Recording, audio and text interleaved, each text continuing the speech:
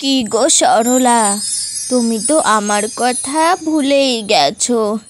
তা হঠাৎ কি মনে করে? ও, আমার বৌমার ছেলে সন্তান হয়েছে, তাই তোমাকে অন্নপ্রাশনের নিমন্ত্রণ করতে এলাম। আমার তো কপাল ভালো গো সরলা, তোমার ছেলের বউয়ের পুত্র সন্তান হয়েছে। আর আমার বৌমাকে দেখো, বিয়ে হয়ে 4-5 বছর হয়ে গেল, এখনো সন্তান হওয়ার কোনো নাম নেই। দাঁড়াও, তোমার জন্য একটু জুস নিয়ে আসতে বলি। বৌমা, বৌমা, 1 গ্লাস জুস নিয়ে আসো। এই নিন মা, জুস নিয়ে এসেছি। ও সরলা কাকিমা, কখন এসেছেন?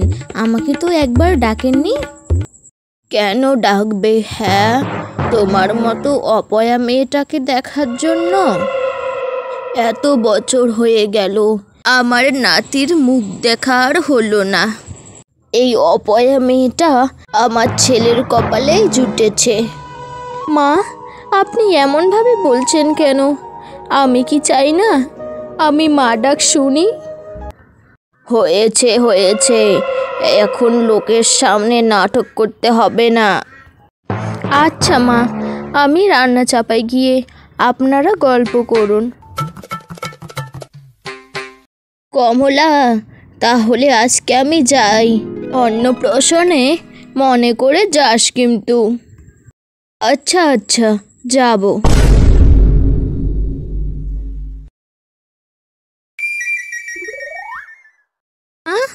মা, একটু উঠুন তো। মা, কি হয়েছে বলো তো?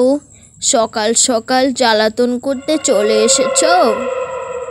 না মা, আমি বলছি যে আমি মন্দিরে যাচ্ছি, আমার একটু ফিরতে লেট হবে। এত ঠাকুরকে ডেকে কি হলো তোমার? হ্যাঁ, তোমার ঠাকুর তো তোমার কোল ভরে দিল না। যেতে চাইছো যাও, দেখো তোমার ঠাকুর তোমার তপস্যা শোনে কি না। অবশ্যই শুনবে মা, কেন শুনবে না? আমি মন ভরে ডাকবো। হ্যাঁ হ্যাঁ, আমার তো নাতি হবে, আমি জানি। মা, আপনার খাবারগুলো টেবিলে রেখে দিয়েছি, খেয়ে নেবেন। মিনু বাড়ি থেকে বের হয় পুজো দেওয়ার উদ্দেশ্যে। ভগবান, তুমি আমার কত পরীক্ষা নেবে? আমি যে আর পাচ্ছি না। শাশুড়ি মা লোকের সামনে আমাকে যা তা বলে অপমান করে। পাড়ার সবাই আমাকে দেখে লুকিয়ে পড়ে। আমি থাকলে নাকি তাদের কোনো কাজ ভালো হয় না। আমি যে আর পাচ্ছি না ভগবান, আমি যে আর পাচ্ছি না। আর আমি মা হতে চাই। আমাকে দয়া করে আমার একটা সন্তান দাও তুমি, না হলে আমার শাশুড়ি মা ও আমার স্বামী আমাকে বাড়ি থেকে বের করে দেবে। ভগবান, তুমি আমাকে আশীর্বাদ করো, আমি যদি মা হতে পারি।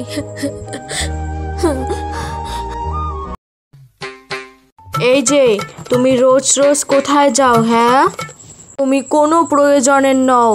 তুমি এখনো পর্যন্ত আমাকে একটা বাবা ডাক শোনাতে পারলে না। তুমি অপয়া, তোমার জন্য আমার ব্যবসায় লস হচ্ছে। তুমি কালকেই এবার থেকে চলে যাবে, আর আমি নতুন বিয়ে করব। দেখো গো, আমি একটু মন্দিরে গিয়েছিলাম, আর তুমি এসব কি বলছো বলো তো? তুমি আমাকে বাড়ি থেকে বের করে দেবে?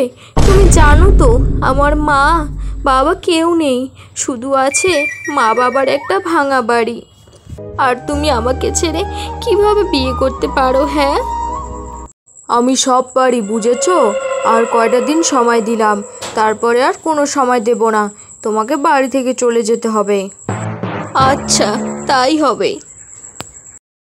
এভাবেই অনেক দিন কেটে যায়। অবশেষে মিনা তার শাশুড়ি মাকে একটা খুশির খবর দেয়। মা, একটা খুশির খবর আছে গো, ভগবান আমার ডাক শুনেছে। মা, আমি মা হতে চলেছি। কি বললে বৌমা? তুমি সত্যি বলছো? এবার তাহলে আমার নাতি হবে।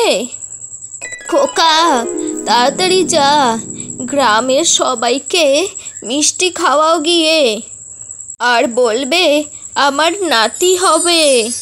হ্যাঁ মা, এক্ষুনি যাচ্ছি।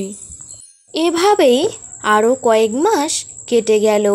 মিনুর কোল আলো করে একটা সুন্দর ফুটফুটে কন্যা সন্তান জন্ম হলো। মা, আপনার নাতনি হয়েছে, আপনি নাতনির কী নাম রাখবেন? বৌমা, আমি তোমাকে কতবার বলেছি আমার নাতনি চাই না, আমার নাতি চাই। তুমি এই মেয়েকে আমার চোখের সামন থেকে সরিয়ে নিয়ে যাও।